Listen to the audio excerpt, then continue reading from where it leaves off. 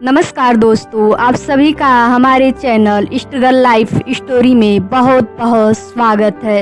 एक आदमी जो मुंबई के रेड लाइट एरिया में जाता है और वहाँ पर एक कोठे पर जाता है जहाँ पर वह 15 से 20 लड़कियों को देखता है, जो लड़कियाँ बहुत ही सुंदर होती हैं और फिर भी उनमें से वह सबको रिजेक्ट कर देता है। लेकिन उस व्यक्ति को एक लड़की चुनने की पूर्ण रूप से आज़ादी रहती है। उसे उसमें से कोई भी लड़की पसंद नहीं आती।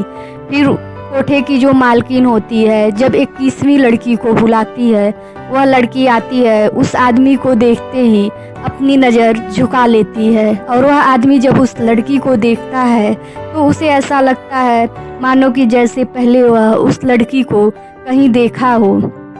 फिर वह आदमी उसी लड़की को लेता है और एक कमरे में चला जाता है। जब वह लड़की से बात करता है तो जब उसे यह पता चलता है वह लड़की कोई और नहीं बल्कि उसी की पत्नी है। जब यह देखता है तो उसके पैरों तले मानो ज़मीन खिसक जाती है। यह कहानी उत्तर प्रदेश से मुंबई तक की है।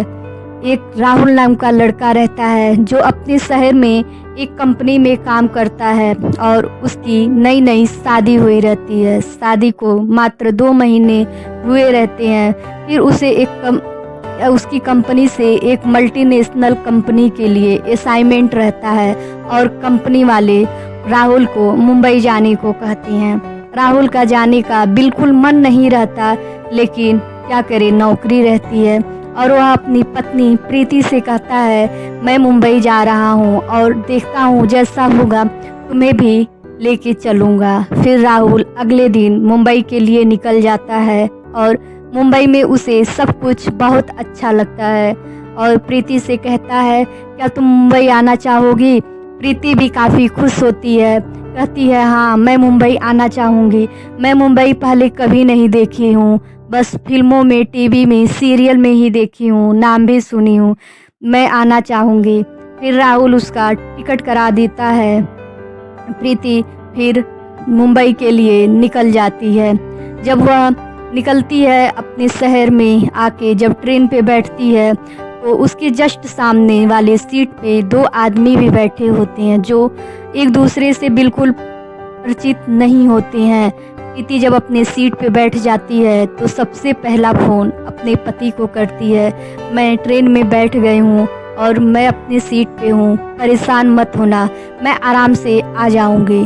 उसका पति कहता है ठीक है, कोई बात नहीं, तुम ट्रेन में ज़्यादा किसी से दोस्ती नहीं करना, ना ही किसी का दिया हुआ कुछ खाना, आराम से तुम आ जाओ। फिर प्रीति अपने सास ससुर को फ़ोन करके बताती है हम अपनी सीट पे बैठ गए हैं, आप लोग बिल्कुल परेशान ना होइएगा। वह किसी से कोई बातचीत नहीं करती है, लेकिन जो सामने वाले व्यक्ति होते हैं वह भी आपस में एक दूसरे से बिल्कुल परिचित नहीं होते हैं। लेकिन जैसे ट्रेन चलती है वह सब आपस में एक दूसरे से बातें करते हैं और धीरे धीरे दोनों की दोस्ती भी बढ़ जाती है। इधर प्रीति भी अपने कभी पति से बात करती थी तो कभी सास ससुर से बात करती थी और वह आदमी जब भी कुछ खाते हैं एक दूसरे से मिल बांट के खाते थे। और जब प्रीति ऐसे ही अपने पति ससुर से बात किया करती थी तो उसमें से एक व्यक्ति पूछता है बहन जी क्या आप पहली बार ट्रेन में सफ़र कर रही हैं। तो प्रीति कहती है नहीं, मैं ट्रेन में सफ़र तो बहुत की हूँ, लेकिन मुंबई के लिए पहली बार अकेले जा रही हूँ। वहाँ पे मेरे पति की अभी नई नई ज्वाइनिंग हुई है और मल्टीनेशनल कंपनी में, इसलिए मैं अकेले ही जा रही हूँ। उसमें से एक आदमी बोलता है बहन जी आप चिंता न करिए, हम भी लोग मुंबई तक ही चल रहे हैं, आपको किसी भी चीज़ की ज़रूरत हो आप हमसे ज़रूर मदद लीजिएगा, हम आपके भाई के ही समान हैं, कोई भी डरने की बात नहीं है। प्रीति सर हिलाते हुए कहती है ठीक है। फिर जब भी वह आदमी कुछ खाते थे प्रीति को देते थे, प्रीति के सामने करते थे, लेकिन प्रीति आसानी से ना कर दिया करती थी। और जब प्रीति कुछ खाने जाती थी तो वह आदमी उसे देखते हैं। फिर रास्ता भी 15 से 16 घंटे के थे, कब तक उसे न देते। फिर सामने उन लोगों को करके पूछती है भाई साहब लेंगे। वह आदमी आसानी से उसके सामान को ले लेते हैं और वो सब खाने लगते हैं। प्रीति भी खाती है। धीरे धीरे समय 14 से 15 घंटे कट जाते हैं और प्रीति जब मुंबई से अपने पति के स्टेशन से 1 स्टेशन 2 स्टेशन दूर रहती है, मात्र 80 किलोमीटर रह जाता है और वह अपने पति को फ़ोन करती है, मैं आपसे मात्र 80 किलोमीटर दूरी पे हूँ और मैं मुंबई के कुछ ही स्टेशन पहले हूँ। उसका पति भी काफ़ी खुश होता है और कहता है ठीक है, कोई बात नहीं, तुम आराम से आओ, मैं भी रूम से निकल रहा हूँ। प्रीति कहती है ठीक है। उतने में वह आदमी चाय वाला आता है और कहते हैं सब, बहन जी आपने तो कुछ नहीं खाया लेकिन चाय आपके सामने ही ला रहा है और आपको एक चाय तो पीना ही पड़ेगा। प्रीति पहले तो बहुत मना करती है लेकिन वह चाय पी लेती है। प्रीति को चाय पीने के बाद नींद सी आने लगती है और वह सो जाती है। जब उसकी नींद 3 से 4 घंटे बाद खुलती है तो एक होटल के रूम में खुलता है और वहाँ पे 2 व्यक्ति की जगह 3 व्यक्ति रहते हैं और वह काफ़ी नशे की हालत में रहती है। पूछती है मैं कहाँ हूँ, तो वह आदमी कहते हैं शोर शराबा करोगी तो जान से मारी जाओगी, इसलिए तुम चुप रहो, और उसे फिर नशे की ही दवा दे दी जाती है। इधर उसका पति राहुल आता है स्टेशन पे, काफ़ी प्रीति को खोजने की भी कोशिश करता है लेकिन प्रीति ना दिखती है ना मिलती है। वह काफ़ी परेशान भी हो जाता है।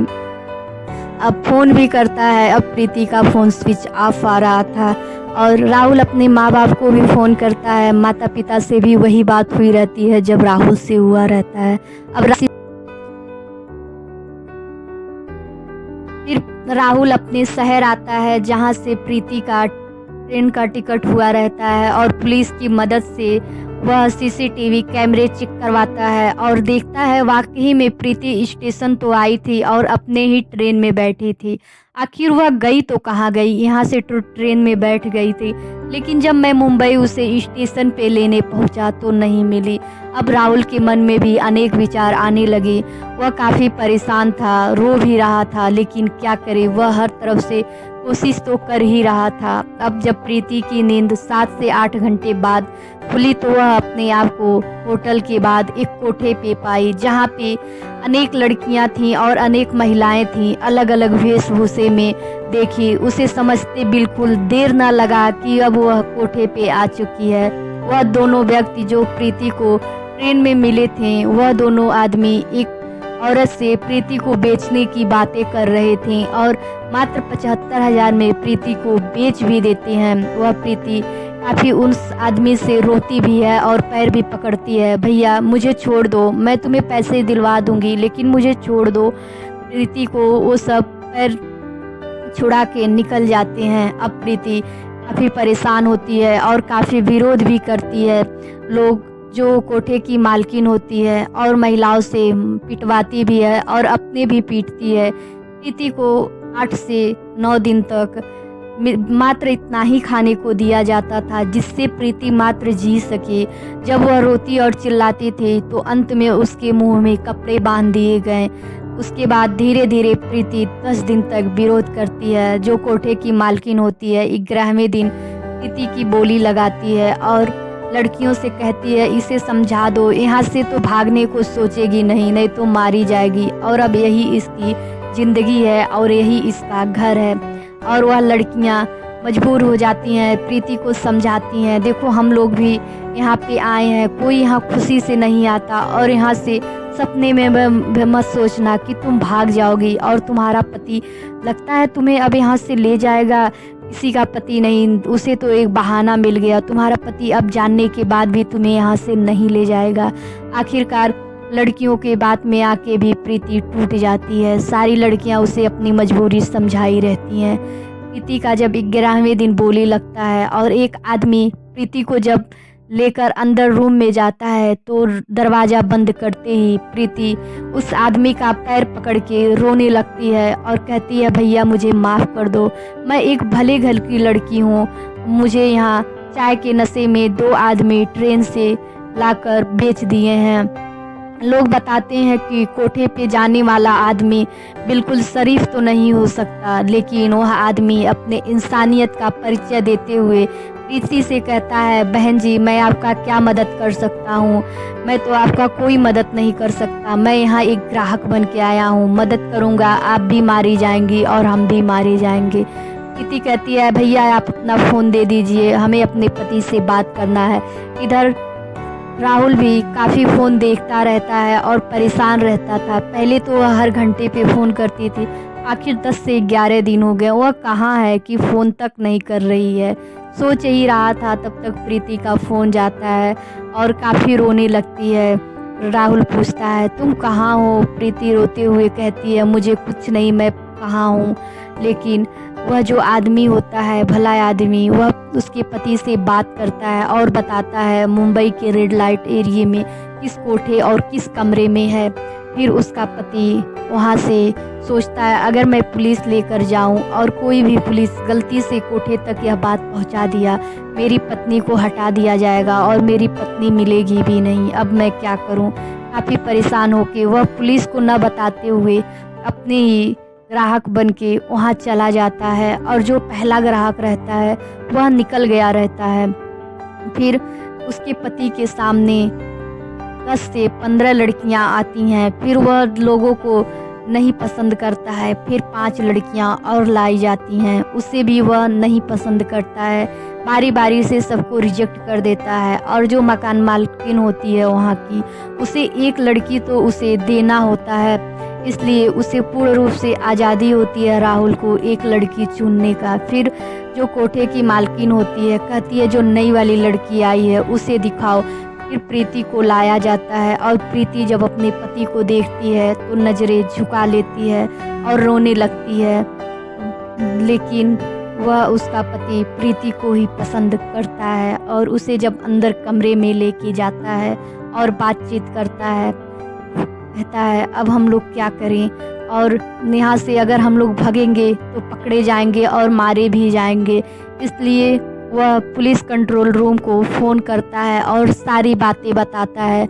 वाकई में पुलिस भी अपनी ईमानदारी दिखाते हुए वहाँ पे छापा मारती है। राहुल और उसकी पत्नी उस रूम में मिलते हैं। पुलिस ना कि राहुल और उसकी पत्नी प्रीति को ही छुड़ाती है, बाकी ऐसे बहुत सारी मजबूर लड़कियाँ जो वहाँ पे बिकी रहती हैं सारे लोगों को छुड़ाता है और मालकिन को भी बंद करता है। उससे वह दोनों आदमी भी पकड़े जाते हैं। दोस्तों, हमारे समाज में पुरुष जहाँ महिलाओं में एक गलतियां ढूंढ के उन्हें छोड़ने की कोशिश करते हैं, वहीं राहुल अपनी पत्नी की तमाम गलतियों को नज़रअंदाज करके कोठे से लाके उसे अपना लेता है। जहाँ पे पुरुष एक महिला से गलती हो जाए, पुरुष नहीं पूरा समाज नहीं एक्सेप्ट कर पाता है, लेकिन राहुल अपनी पत्नी प्रीति को एक्सेप्ट कर लेता है। यही कहेंगे, जो भी लड़कियां महिलाएं अगर ट्रेन में अकेली जाती हैं तो किसी से ज़्यादा ना ही बातें करें, ना घर पे करें, क्योंकि ये सामने वाले कब किसके साथ धोखा कर देंगे कुछ पता नहीं चल पाता है। नमस्कार दोस्तों।